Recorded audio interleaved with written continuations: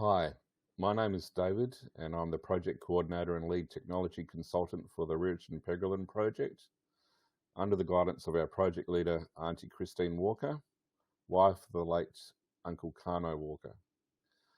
Today I'm introducing a video I did with Stephen Strong out in Tuckanbill, 30 minutes out from Byron Bay in June 2022 of this year. Stephen Strong is an important member of our executive committee, and Stephen, along with his son Evan, Leah, their event manager and co-host, are responsible for the websites alienancestry.com and forgottenorigins.com, as well as the regularly held workshops and events related to those two sites. The Sacred Rocks workshops run by Stephen are also important to the second stage of this Riordan Peregrine project, where Stephen, under the instructions of Uncle Kano while he was still alive, has asked Steve to move most of these sacred rocks to a yet-to-be-constructed Raminjeri Cultural Centre in South Australia. If people would like to make a donation to help fund the first stage of this project, which is a website, an online community, as well as the second stage, which I just mentioned, which is the construction of a bricks and mortar Raminjeri Heritage Cultural Centre in South Australia, links of where you can donate will be put at the bottom of this page. If you'd like to participate in a unique spiritual experience, I would highly recommend signing up for alienancestry.com's next Sacred Rocks workshop. I'll put a link to those workshops in the description of this video. And yeah, the survey results Stephen has compiled of the spiritual experiences participants of this workshop have had are compelling reasons in themselves to give these sacred rocks a visit. Many people are experiencing amazing things when they go out and visit these rocks and these sacred rocks, and Steve's survey results shows that it's extremely rare for someone not to actually feel something or get something from that experience that this workshop will give. All right, Steve, it's been a pleasure to be here at your home today and to do the workshop with you. Pleasure having you, mate. And it's great seeing Darren and Evan and Leah and your lovely wife. Yeah. And yeah, I guess the first question I have for you is like, how did you first meet Kano? I met Kano through Darren. Very simply, what happened was we'd written some books for University Press of America on Aboriginal culture. Darren got in contact. He sort of heard us on the radio show once, then got in contact with me via that. And then it was suggested we go down and meet Kano. And he did tell me that Kano was going to tell me about the original people circumnavigating the world in a figure eight. I thought that's worth going to have a listen to, so that's how we came down.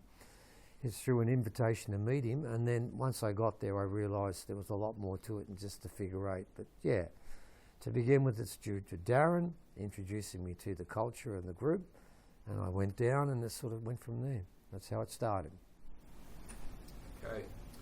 Well, I guess my next question for you, Steve, is what would be your fondest memory of Kano? To be honest, it's very hard because there are a lot. I mean, I've spoken often about calling up birds for circling and eagles flying alongside us and him disappearing. All those things are important, and they are, because they actually create major questions about what reality is, because Kano's form of reality was different.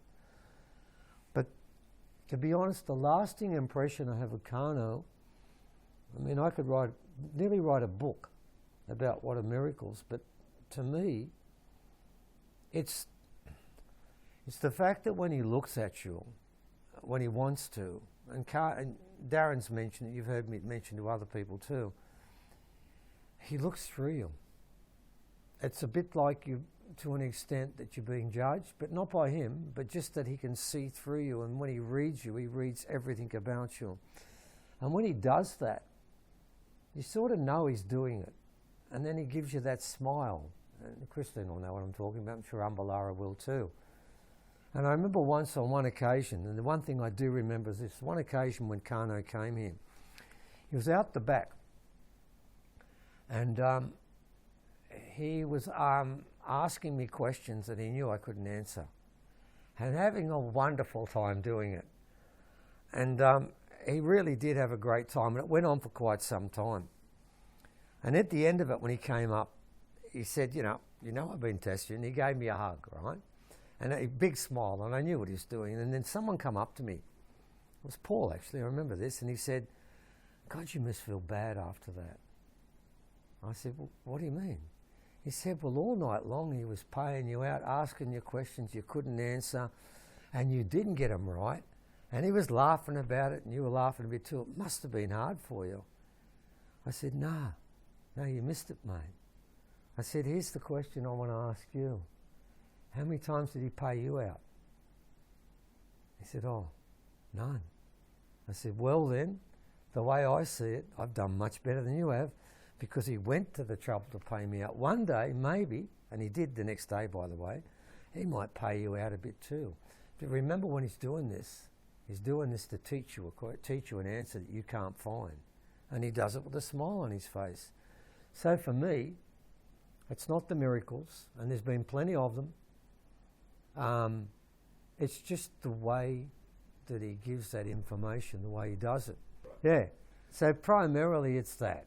It's the fact that the way he does this, the way he presents that information, is done in a way that is very strict, very locked into protocol, but it's done with a smile on his face. And it really is a genuine smile when he's smiling at you.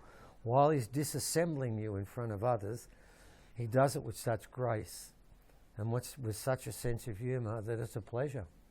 And I considered myself lucky to be questioned so many times and being asked questions that I could never get right. And then on one occasion I did. I still remember that, probably the 10th or 11th time I got a question right. And I boasted about the fact that I got it right. And his comment was, well, I've been waiting long enough for that. Let's see if we can get it right again. That's what I remember most about him. Not so much what he did, but the delivery. The delivery.